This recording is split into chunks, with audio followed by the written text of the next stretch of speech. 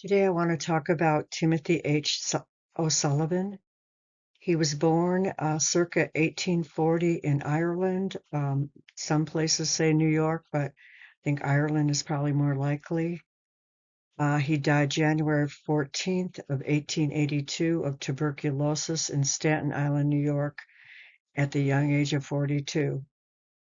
He is best known for his Civil War photos and the two exhibitions he did that went to the west between the Rocky Mountains and the Sierra Nevadas.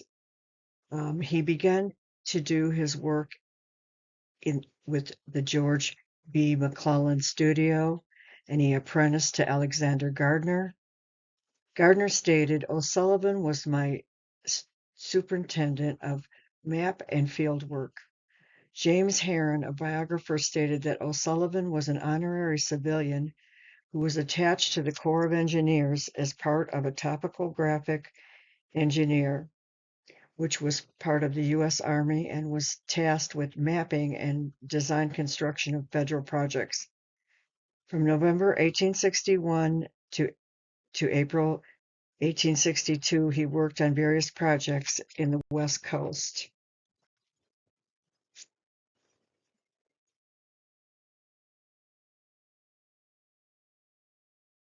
While working for Gardner, he had 44 photographs that were published in the first Civil War photography collection. On July of 1863, his most notable photo is The Harvest of Death. This picture was a transition from having pre-planned or staged war pictures to showing war as it actually looked like.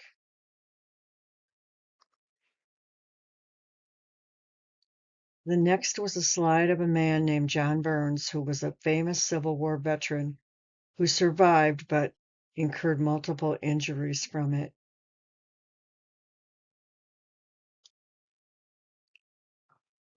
As Timothy was Irish, he took many, and the Irish fought in the Civil War on both sides of the war. He took this picture, I believe, of himself taking in Manassas in July of 1862.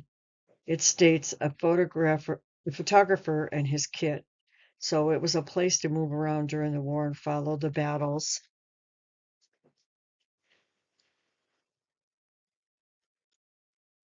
The next slide is a picture of a man named Admiral David D. Porter. He's on a ship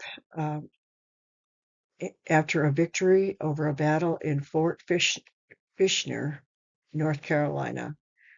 Porter and his family had a long career in the naval history.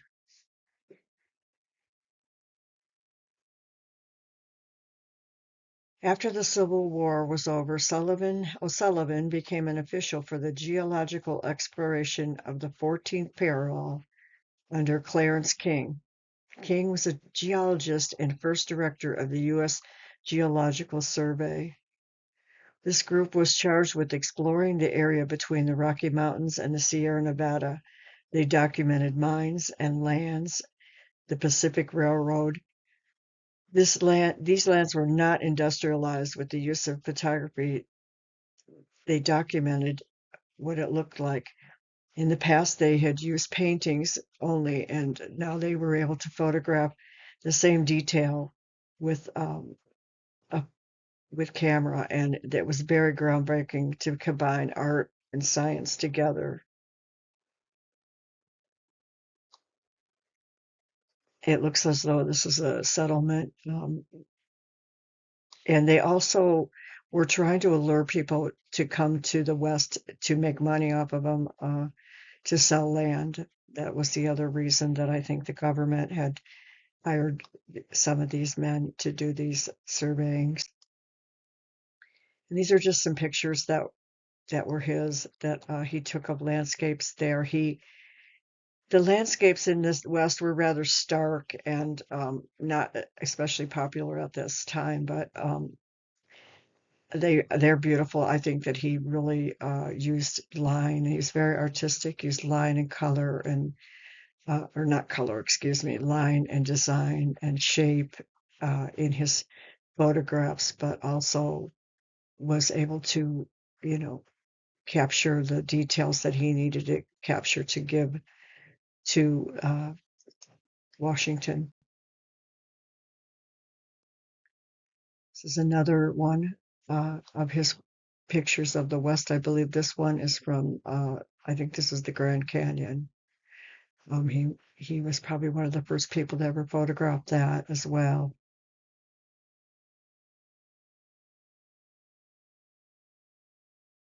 Now this picture is from the Isthmus of Panama. He was sent with a survey expedition with, I believe his name was Clarence Wheeler, and or no, excuse me, Alexander Wheeler.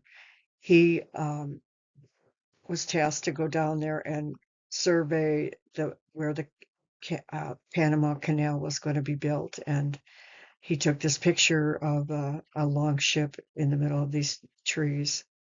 Um, and there were other pictures that, showed the more tropical areas of this region.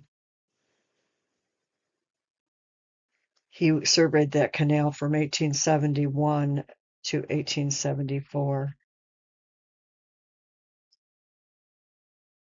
Next, he went to the America Southwest in 1874. It was called the 100 Meridian exhibition, and he photographed mining sites and military forts and camp scenes and rivers, formations, and the American Indian. He also was probably the first one to view prehistoric ruins and Navajo weavers and Pueblo villages in the Southwest. Um, and so he captured the American Indian as they really were, instead of some sort of a staged situation.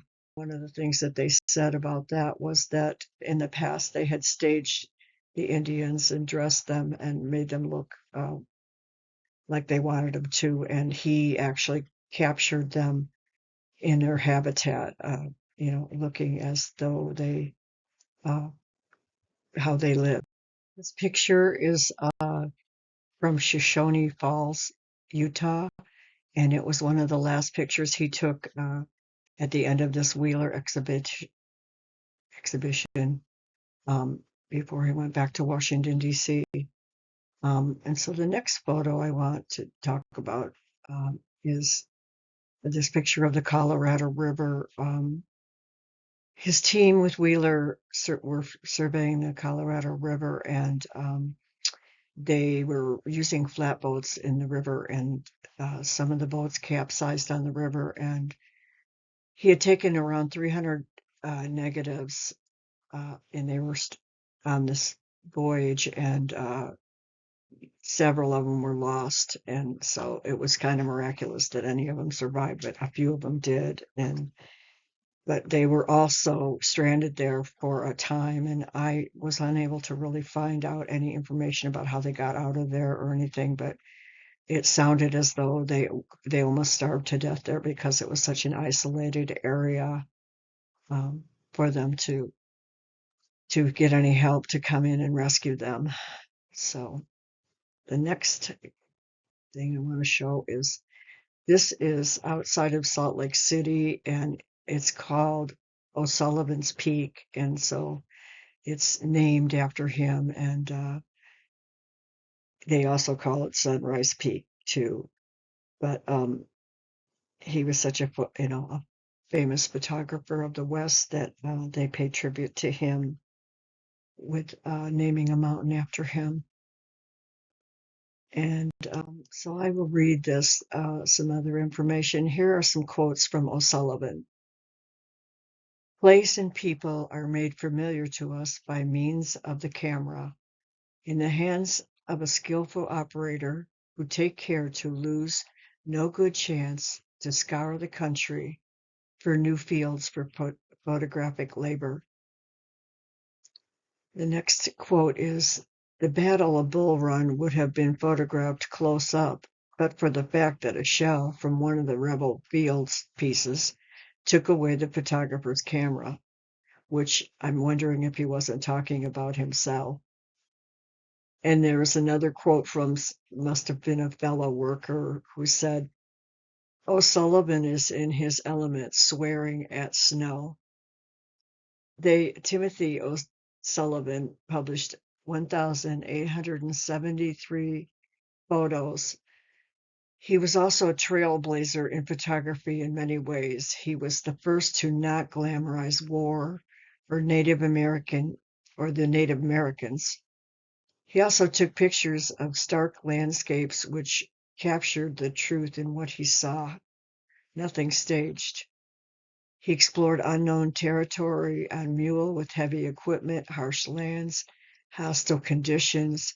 There's not much about his personal life known or written. As he finished his last expedition, he went back to D.C. He also was the first to see the Native American weavings and the historic cave dwellings from the Pueblos and other tribes that lived in the Southwest and take their photographs. He also he contracted TB and died at a young age of 42. And his work is influencing photographers today. Just the starkness of the things and the minimalistic things that he captured, but he had a very artistic eye in the way that he represented it. And as I stated earlier, that he married science and art together in his work. And it didn't look like his life was very easy. He spent most of his life traveling and exploring. And he definitely had an eye for photography.